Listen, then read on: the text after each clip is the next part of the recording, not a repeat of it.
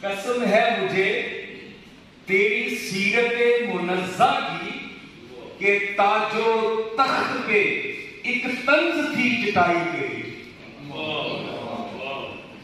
تاج و تخت پہ ایک طنز تھی چٹائی تیری. آج ہم نے سیرت النبی صلی اللہ علیہ وآلہ وسلم کے سلسلہ میں گفتگو سنی ہے. مزید آپ سماعت فرمائیں گے. صرف ایک پہلو ہے کہ سیرت النبی کب سے شروع کی جائے, حضور کی پیدائش سے شروع کی جائے یا آپ نے جو 40 سال کے بعد اعلان نبوت فرمایا ہے اس وقت سے شروع. انسانیت الجھی ہوئی ہے,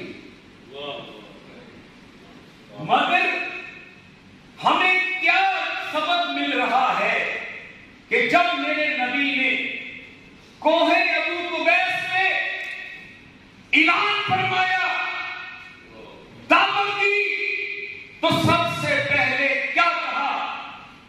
سب سے پہلے یہ کہا کہ اگر میں کہوں کہ اس پہاڑ کے پیچھے مختلف روایات ہیں تو آپ میری بات کو مانیں گے؟ تو کفار مکہ مشرکین مکہ نے کہا کہ آپ تو صادق الامین ہیں. ساری سیرت النبی کی بات کو اگر ہم سمیٹ کر یہاں لے آئے, توحید کا ذکر کرنے والے اگر یہاں ٹھہر جائے کہ میرے نبی نے توحید کی بنیاد اس جگہ پہ رکھی ہے, میرے نبی نے توحید کی بنیاد اپنے کردار پہ رکھی ہے. پہلے اپنا کردار پیش کیا ہے, پھر کہا ہے کہ قولوا لا الہ الا اللہ تفلحون. کردار کے بنیاد پہ توحید ہے. آج ہمیں ضرورت صبر کی ہے کہ ہفتہ رحمت للعالمین, عشرہ رحمت للعالمین منایا گیا. بہت گورنمنٹ نے یہ کام کیا ہے, ہم ان کو خراج تحسین پیش کرتے ہیں, مگر جو اس کے مقاصد حاصل کرنا چاہتے تھے شاید وہ نہیں حاصل کر سکتے. وہ ایک محدود دائرے میں رہ کر جو تقریبات کا انعقاد کیا ہے, اگر اس طریقے سے ایسے کلام پڑھائے جاتے, ایسی اسپیچ ہوتی, تو دنیا کو بھی کوئی ہدایت کا رستہ اور نبی صلی اللہ علیہ وسلم کے اسوہ حسنہ کی بات سمجھ میں آتی. یہاں کیا ہے کہ آج جس طریقے سے ہم اپنے آپ کو بڑا, اپنے آپ کو فاتح, اپنے آپ کو حکمران سمجھتے ہیں. آخری بات کرنا چاہتا ہوں, ٹائم نہیں ہے. نبی صلی اللہ علیہ وآلہ وسلم جب شایانہ شان فاتحانہ شان سے مکہ میں داخل ہو رہے,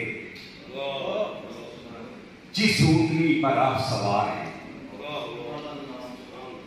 اس اونٹنی کی جو بہار ہے میرے نبی صلی اللہ علیہ وسلم کی پیشانی مبارک اس پہ لگی, آنسوؤں کی جھڑی.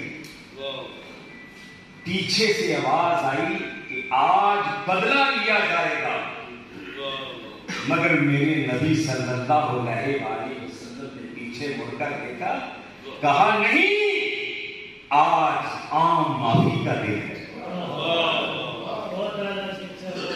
اور ایک بات جو بتا کر اپنے یہ خیالات کو ختم کرنا چاہتا ہوں, اپنے لیے بھی میرے لیے بھی یہ ایک درس انقلاب ہے. جس اونٹنی پہ میرا نبی تشریف لے جا رہا ہے, اس اونٹنی کے پیچھے چھوٹا بچہ جو بیٹھا تھا وہ غلام کا بیٹا تھا. اسامہ غلام کا بیٹا تھا.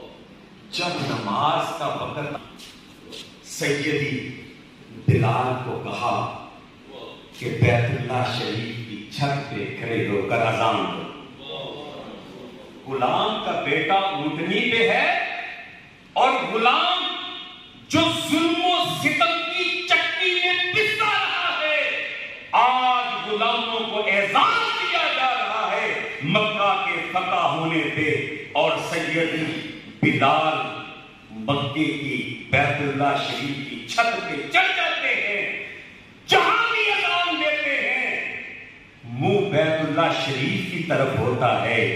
اب وہ بیت اللہ شریف پہ چڑھے ہیں تو اذان دینے کے لیے منہ کی طرف ہونا چاہیے، منہ کس طرف کرنا چاہیے؟ میرے محبوب کریم شکرانے کے لیے طواف کر رہے ہیں، سیدی بلال رضی اللہ تعالی عنہ جدھر جدھر میرے محبوب مڑتے جاتے ہیں اذان دیتے ہوئے اپنا چہرہ بھی اس طرف کرتے جاتے ہیں۔ تو یہ بات ہے کہ ہم کسی چیز کو حاصل کر لیتے ہیں، فتح کر لیتے ہیں، تو ہم کہتے ہیں کہ ہمارے سے زیادہ طاقتور کوئی نہیں، اب کوئی نہیں بچے گا۔ مگر میرے آقا دو جہاں کا یہ فلسفہ نہیں، وہ تو غلاموں کو عزت دینے کے لیے آج تشریف لائے ہیں اور مکہ فتح ہوا ہے۔ اور کہاں کہاں سے آپ کے پہلو کی بات کی جائے، ہم یہاں بات کرتے ہیں میرے سمیت عمل نہیں ہوتا۔ آج غربت، بے روزگاری، مہنگائی کس وجہ سے ہے؟ ہمارے اعمال کی وجہ سے۔ آج ہم تاجر ہیں، اگر ہم کم تولنا چھوڑ دیں، کم مانگنا چھوڑ دیں، بیجا چیزیں مہنگی نہ دیں تو معاشرے کے لیے آسانی پیدا۔ میری دکان ہے، آج کوئی عالم ہے تو اس اسٹیج میں وہ گفتگو اور کر رہا ہے، مگر جب وہ اپنی مجلس میں جاتا ہے، اپنے میلاد کی محفل میں جاتا ہے، اپنی سیرت کی پروگرام میں جاتا ہے، اس کی گفتگو اور ہوتی ہے۔ یہ کس نے ختم کرنا ہے؟ ہمیں من حیث القوم اس پہ اپنا احتساب کرنا ہے کہ ہم کہاں کھڑے ہیں، اور جو لفظ دل سے نکلے وہی اثر رکھتا ہے، جو میرے نبی کا اسوہ حسنہ ہے اس پہ عمل درآمد کر کے آج ہم دنیا کے سپر پاور کے سامنے کھڑے ہو سکتے ہیں، ظالم اور جابر حکمران کے سامنے کلمہ حق کہہ سکتے ہیں۔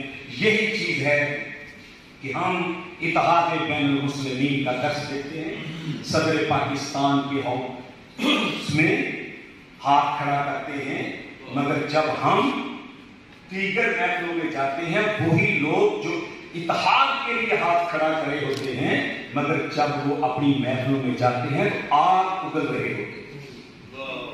یہ منافقت جب دیکھتے ہیں تو ہمارے دل بھی زخمی ہوتے ہیں، جن سے ہم نے درس لینا تھا آج وہ وہاں کیا کر رہے ہیں، یہاں کیا کر رہے ہیں۔ ہاں